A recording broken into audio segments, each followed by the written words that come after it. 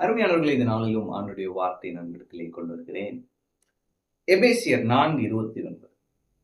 கெட்ட வார்த்தை ஒன்றும் உங்கள் வாயிலிருந்து புறப்பட வேண்டாம்.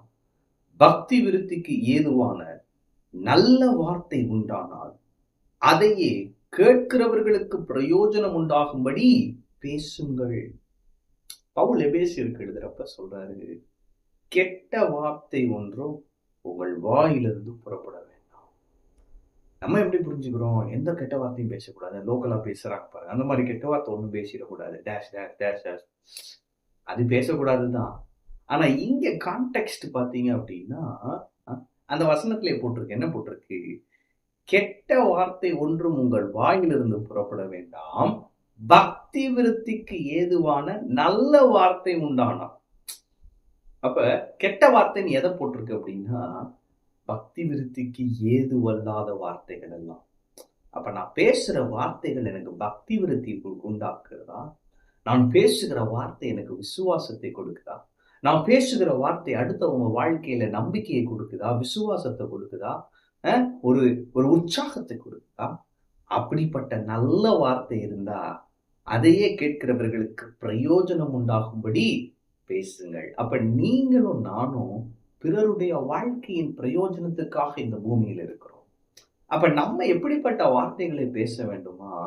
பக்தி விருத்திக்கு ஏதுவான நல்ல வார்த்தைகள், பக்தி விருத்திக்கு ஏதுவான நல்ல வார்த்தைகள், விசுவாசத்தை கொடுக்கும் நல்ல வார்த்தைகள், நம்பிக்கை இல்லாதவர்களுக்கு நம்பிக்கையை கொடுக்கும் நல்ல வார்த்தைகள், அடுத்து என்னன்ற நம்பிக்கை இல்லாம ஃபியூச்சர் என்ன அப்படின்ற ஹோப் இல்லாதவனுக்கு ஒரு ஹோப் கொடுக்குறோம் பாருங்க, அப்படிப்பட்ட நல்ல வார்த்தைகளை பேச வேண்டும். அவன் நம்பிக்கையே இல்லையா, அவன்கிட்ட போயிட்டு நிச்சயமாக முடிவு உண்டுப்பா, அவன் நம்பிக்கை வீண் போகாதுன்னு சொல்றோம் பாருங்க, அதுதான் பக்தி விருத்திக்கு ஏதுவான நல்ல வார்த்தை. அவன் அது அவருடைய வாழ்க்கையில பிரயோஜனத்தை கொடுக்கும். அவன் அப்ப இன்னைக்கு நான் சொல்றேன், தீர்மானம் எடுங்க. நெகட்டிவா நான் பேச மாட்டேன், அவிசுவாசமா நான் பேச மாட்டேன், பிறருடைய வாழ்க்கையிலையும் நான் அவிசுவாச வார்த்தைகளை பேசவே மாட்டேன். ஏன் அப்படின்னா வசனம் அதை எப்படி போட்டிருக்குன்னா, கெட்ட வார்த்தை.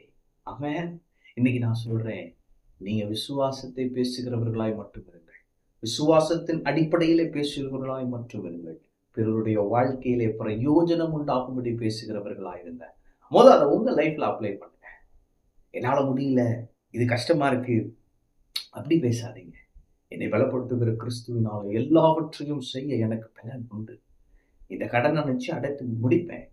இந்த பலவீனம் வந்துருச்சு, ஆனா நான் எழும்பி நிற்பேன். இந்த வியாதியை நான் ஒன்றும் செய்ய முடியாது, ஏன்னா எனக்குள்ளாக உயிர்த்தெழுதலின் வல்லமை இருக்கு, நான் சுகமா இருக்கிறேன், பலனா இருக்கிறேன்னு அப்படி எழுந்து நிற்கிறப்ப இது அப்படியே ஒன்றும் இல்லாம போயிடும்.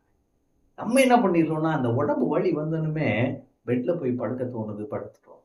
நாம் தரிசனத்து நடவாமல் விசுவாசித்து நடக்கிறோம். எனவே அந்த ஃபீலிங்கை அப்படியே ரெசிஸ்ட் பண்ணி எந்திரிச்சு, கர்த்தரின் பரிகாரி நான் குணமானேன்னு சொல்றப்ப அந்த பிரயோஜனம் உண்டாக்கும் நல்ல வார்த்தை என்ன செய்யுதுன்னா, சுகத்தை உடைய சரீரத்திலே வெளிப்படுத்துகிறது. ஆமென். எனவே இன்னைக்கு நான் சொல்றேன், பக்தி விருத்திக்கு ஏதுவான நல்ல வார்த்தையை பேசுங்கள், பிறருக்கு பிரயோஜனம் உண்டாகும்படி கர்த்தருடைய வார்த்தையை பேசுங்கள், அவருடைய விசுவாசத்தை தட்டி எழுப்புங்கள், நம்பிக்கையை அளிக்கிற வார்த்தைகளை பேசுங்க, நம்பிக்கை இல்லாதவர்களுக்கு நம்பிக்கையை கொடுங்க. அந்த வார்த்தைகள் தேவனை மகிமைப்படுத்துகிற வார்த்தையா இருக்கட்டும், அவர்களுடைய வாழ்க்கையில் இயேசுவை மகிமைப்படுத்துகிற வார்த்தைகளா இருக்கட்டும். உங்கள் வார்த்தைகள் இயேசுவை வெளிப்படுத்துகிற வார்த்தைகளா இருக்கட்டும், உங்கள் வார்த்தைகள் பரலோக பிதாவை வெளிப்படுத்துகிற வார்த்தைகளா இருக்கட்டும். கர்த்தர் உங்கள் மூலமாய் பெரிய காரியங்களை செய்வார். நீங்கள் பிரயோஜனம் உண்டாகும்படி பேசுகிற வார்த்தைகளை கொடுப்பது ஆவியானவர், அந்த வார்த்தைகளை உறுதிப்படுத்துகிறதும் ஆவியானவர். பிரயோஜனம் உண்டாகும்படி பேசுங்கள். ஆமென். கர்த்தர் உங்களோடு இருக்கிறார். கர்த்தர் உங்களை ஆசீர்வதிப்பார்.